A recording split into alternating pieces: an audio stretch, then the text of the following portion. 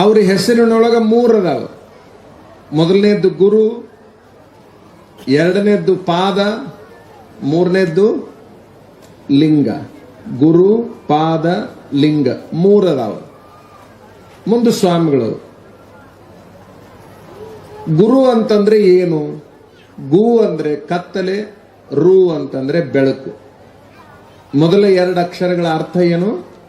ಗು ಅಂದ್ರೆ ಕತ್ತಲೆ, ರು ಅಂದ್ರೆ ಬೆಳಕು.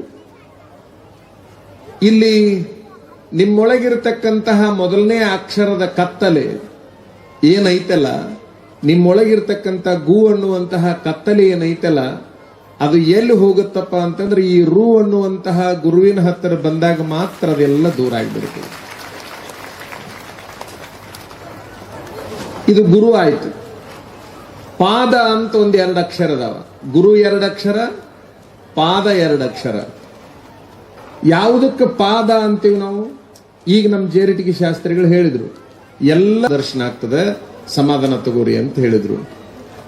ಯಾವುದಕ್ಕೆ ಪಾದ ಅಂತೀವಿ ಅಂತಂದ್ರೆ, ಮೊದಲನೇದ್ದು ಪಾ ಅಂದ್ರೆ ಪಾಪ, ಎರಡನೇ ಅಕ್ಷರ ದ ಅಂದ್ರೆ ದಹಿಸೋದು. ಯಾರ ಪಾಪವನ್ನು ಯಾವ ಪಾದ ದಹಿಸುತ್ತಲ್ಲ ಅದಕ್ಕೆ ಪಾದ ಅಂತೀವಿ. ಅಂತಹ ಪಾದದ ದರ್ಶನಕ್ಕೆ ನೀವೆಲ್ಲ ಬಂದಿದ್ದೀರಿ. ಗುರು ಆಯ್ತು, ಪಾದ ಆಯ್ತು, ಈಗಿರೋದು ಯಾವುದು?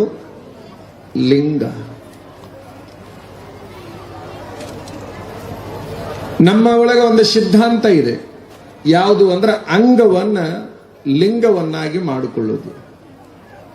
ಈ ಅಂಗವನ್ನ ಲಿಂಗವನ್ನಾಗಿ ಮಾಡೋದು ಅಂತ ಒಂದು ಶಾಸ್ತ್ರ ಇದೆ. ನಿಮ್ಮ ಎಲ್ಲವೂ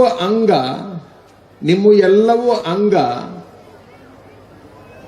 ಆ ಎಲ್ಲ ಅಂಗಗಳನ್ನ ಲಿಂಗವನ್ನಾಗಿ ಮಾಡ್ಲಿಕ್ಕಾಗಿ ಅವರು ಲಿಂಗವನ್ನ ಕೈಯಾಗಿಟ್ಟುಕೊಂಡು ಬನ್ನಿ ಮಹಂಕಾಳಿ ಹತ್ತಿರ ಕೂತುಕೊಂಡು ಅಂಗವನ್ನ ಲಿಂಗ ಮಾಡಿಕೊಂಡು ಬಂದು ನಿಮ್ಮ ಎದುರಿಗೆ ಕುಂತಿದ್ದಾರೆ.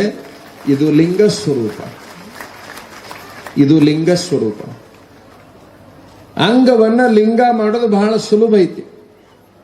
ನಿಮಗೆಲ್ಲ ಗೊತ್ತು, ಕನ್ನಡದ ಅ ಐತೆಲ್ಲ, ಯಾರಿಗೆ ಓದು ಬರಹ ಬರ್ತೈತೆ ಅವ್ರಿಗೆ ಗೊತ್ತಾಕೈತಿ. ಕನ್ನಡದೊಳಗ ಹಿಂಗ ಅ ಐತೆಲ್ಲ, ಆ ಅದೊಳಗ ಹಿಂಗ ನಾವು ಮಾಡ್ತೀವಲ್ಲ, ಹಿಂಗ ಮಾಡಿ ಹಿಂಗ ಒಳಗೆ ಹಿಂಗೇನು ಎಳಿತೀವಿ ನೋಡ್ರಿ, ಆ ಬಡಿಗೆ ತೆಗೆದು ಬಿಟ್ರೆ ಏನು ಕಂಡಂಗೆ ಕಾಣುತ್ತದು? ಅದೊಳಗ ಅಡ್ಡ ಬಡಿಗೆ ಐತಲ್ಲ, ಅದನ್ನ ತೆಗೆದ್ರೆ ಏನ್ ಕಂಡಂಗೆ ಕಾಣುತ್ತ? ಲೀ ಕಂಡಂಗೆ ಕಾಣುತ್ತೆ. ಅಂಗ ಅದ ಮುಂದಿನ ಪೂಜಿ ಮತ್ತು ಗ ಐತಲ್ಲ, ಅವನ್ನ ಹಂಗ ಇಟ್ಕೋರಿ. ಆ ಅದೊಳಗಿನ ಹಿಂಗ ಅಡ್ಡ ಬಡಿಗೆ ಐತಲ್ಲ, ಆ ಅಡ್ಡ ಬಡಿಗೆ ಯಾವ್ದಂದ್ರೆ ನಮ್ಮೊಳಗಿರ್ತಕ್ಕಂಥ ಅಹಂಕಾರ. ಆ ಅಹಂಕಾರ ಅನ್ನುವಂಥದ್ದು ಈ ದೇಹದೊಳಗಿಂದ ಹೊರಗು ಹೋಯ್ತು ಅಂತಂದ್ರೆ ಅಂಗ ಲಿಂಗ ಆಗಿಬಿಡ್ತೈತಿ ಅಂತಕ್ಕಂಥದ್ದನ್ನು ನೀವೆಲ್ಲ ಅರ್ಥ ಮಾಡ್ಕೊಳ್ಬೇಕು.